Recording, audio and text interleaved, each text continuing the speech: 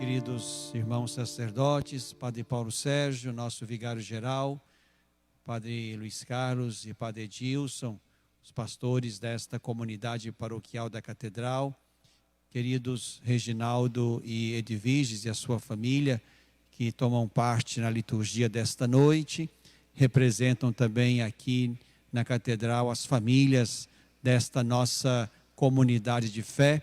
Querido irmão, querida irmã que nos assiste pelos canais virtuais da Catedral e também aqueles que nos escutam pelas ondas da nossa rádio Divinópolis FM. O que nós fazemos aqui nesta noite é rico de sentido e nos faz visitar bastante a nossa história e o nosso tempo. Santa Teresa d'Ávila nos convida exatamente a vencer a perturbação do coração. Nada te perturbe, nada te espante. Diante deste tempo ruim no qual nós vivemos e desejamos que passe logo, nós precisamos nos assentar aí, neste movimento que nos leva a superar toda e qualquer perturbação, espanto, acreditando que tudo passa. Só Deus permanece e só Deus nos basta. Certamente, antes de Teresa dizer isto, Jesus já nos tinha dado uma segurança espiritual e humana forte. Olha o texto de hoje, ainda no contexto da ceia do quarto evangelho. No mundo tereis tribulações, mas tende coragem, eu venci o mundo. Esta palavra de Jesus, esse cântico belo de Santa Teresa, nos fazem assentar-nos na certeza de que a tribulação faz parte da nossa história, pessoal e coletiva, como a tribulação deste momento. Mas precisamos ir na direção de Jesus, Ele que é a verdade e que não mente. Precisamos ir na direção dele. Tende coragem, eu venci o mundo. A nossa fé no Senhor haverá de nos ajudar nesta passagem, nesta tribulação que nos rouba a paz. E é preciso zelar pela fé, irmãos e irmãs, porque ela pode faltar. O texto que nós lemos hoje do Evangelho é exatamente um cenário assim. Ali, quando Jesus está caminhando para o final do seu discurso, estamos no final do capítulo 16, e o capítulo 17 é aquela belíssima oração sacerdotal, portanto já no final do seu discurso, então os discípulos dizem para ele: cremos agora que vieste da parte de Deus. Mas Jesus logo reage: credes agora? Credes agora? Eis que vem a hora em que vos dispersareis, cada um para o seu lado, e me deixareis só. A fé nos pode faltar, como faltou ali, mesmo diante de uma bonita, preciosa expressão dela. Agora nós cremos. Ela pode faltar, como faltou, porque todos debandaram. É preciso neste tempo, meu irmão, minha irmã, também zelar pela fé, cuidar da fé. E posso dizer-lhes de coração que é o que fazemos quando criamos toda uma estrutura, como aqui nesta noite, para transmitir esta missa, para realizar uma novena de Pentecostes, uma festa de Pentecostes. Isso tudo é, digamos, o empenho de muitas pessoas para que a fé seja assistida, iluminada, mesmo à distância. Então zelemos pela nossa fé neste tempo de tribulação. A tribulação prova a fé. É preciso que nós não tiremos os olhos de Jesus. E faço questão de citar esse versículo da carta aos Hebreus, que é exatamente o lema episcopal que eu escolhi. Com os olhos fitos em Jesus. É assim que haveremos de enfrentar toda a tribulação. É assim que haveremos de enfrentar esta pandemia e o que vier em qualquer tempo. Com os olhos fitos em Jesus, autor e consumador da nossa fé, como lembra o autor da carta aos Hebreus. Esta certamente é uma primeira lição importante que aprendemos hoje. Uma segunda lição importante é aquela que vem da primeira leitura, onde nos encontramos com Paulo.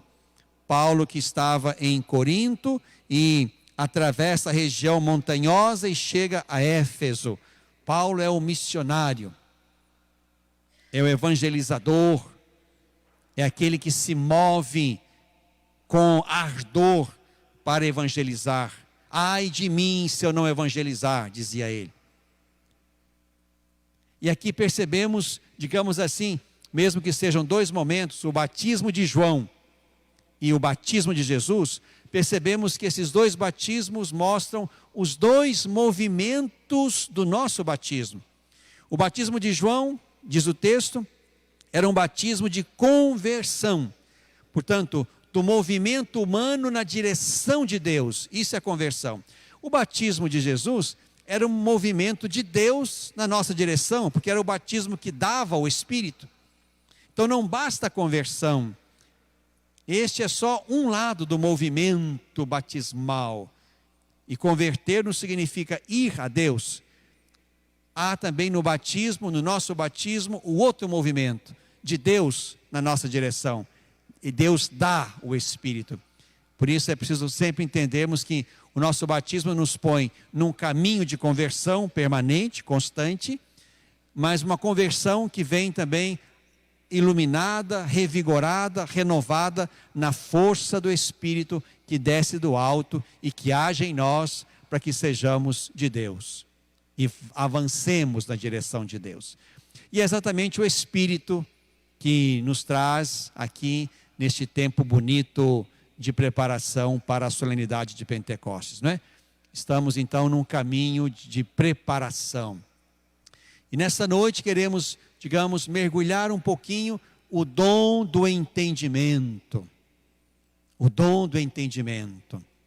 Quando o profeta Isaías, no capítulo 11, fala de um broto de Jessé, para referir-se ao Messias, um broto de Jessé, em quem habita o Espírito do Senhor, o profeta vai falar exatamente desses dons do Espírito, aos quais a tradição cristã acrescentou o dom da piedade, de modo a formar assim 7 dons, os 6 que estão lá na profecia de Isaías, e o 7º que é a piedade, que é exatamente o nosso encantamento na direção de Deus.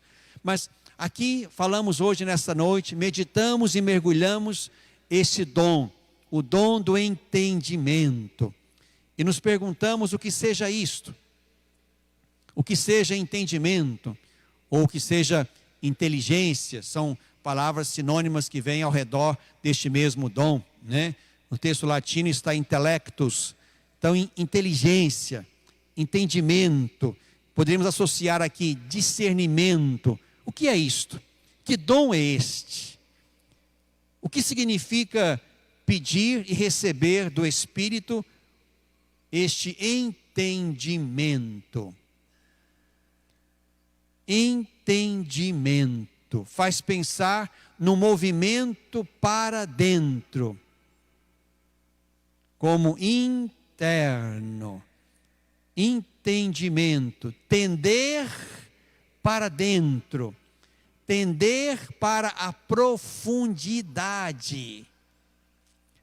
Este é o sentido da palavra discernir, ir ao cerne, ir ao coração. O dom do entendimento, meu irmão, minha irmã, que nós pedimos ao Espírito Santo e recebemos dele, é o dom que nos faz enxergar com profundidade, nos faz enxergar dentro, nos faz chegar ao cerne das pessoas, ao cerne das situações, ao cerne das coisas. Porque nós temos uma mania, um defeito, uma limitação grande de julgar ou de enxergar tudo superficialmente. Até porque nossos olhos só enxergam uma beirada, a beirada de fora. O texto bíblico fala que Deus vê o coração, que nós vemos a aparência, nós vemos o externo, Deus vê o interno. Por isso que Deus nos entende, porque Ele visita o cerne, o centro, o dentro. E isso certamente é algo importante que nós precisamos.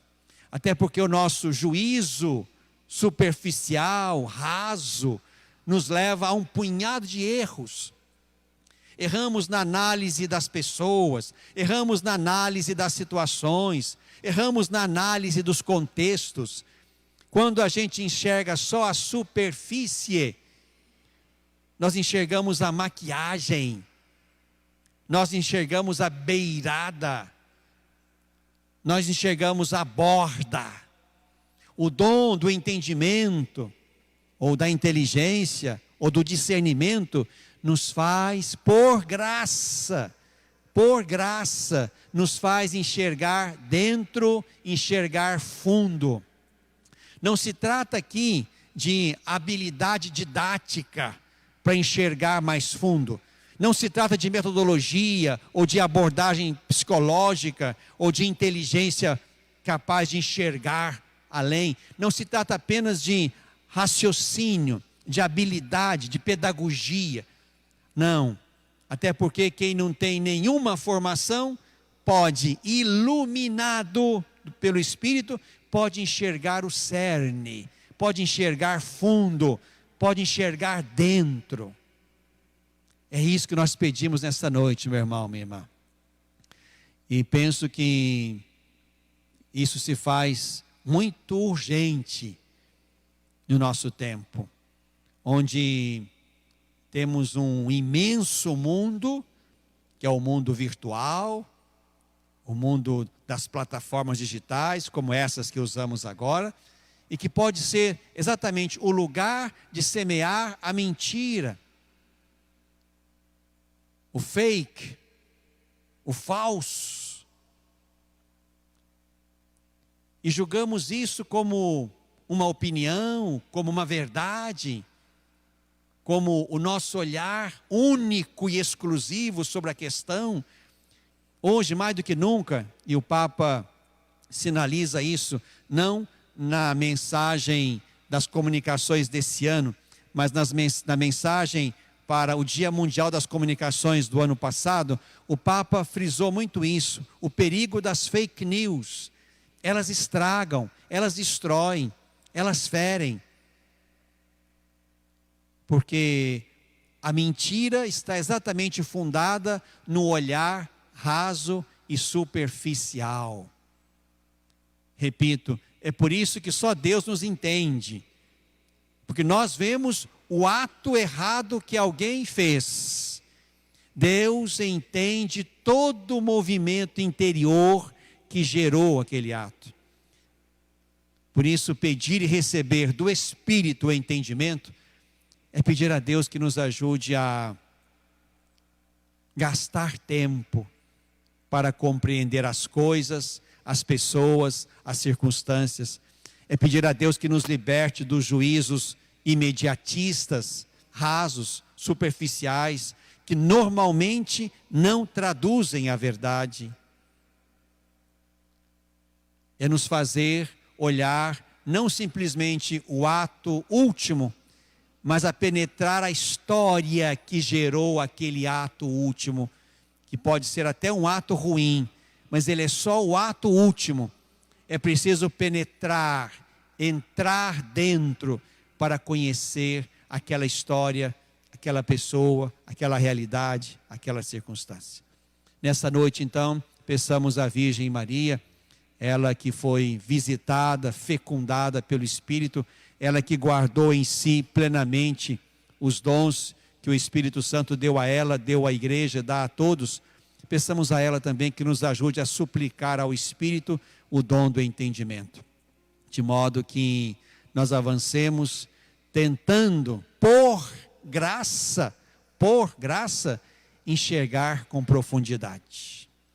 Entender com profundidade o mistério das pessoas, entender com profundidade o mistério de Deus, entender com profundidade o mistério do mundo. Este é o caminho para quem quer ver as coisas com os olhos de Deus e entendê-las segundo o coração de Deus. Podemos cantar de novo para aquietar o nosso coração. Nada te perturbe. E assim colocamos mais uma vez no Senhor Jesus, que venceu o mundo, toda a nossa esperança e a coragem de nele sermos vencedores sobre os males que nos afligem.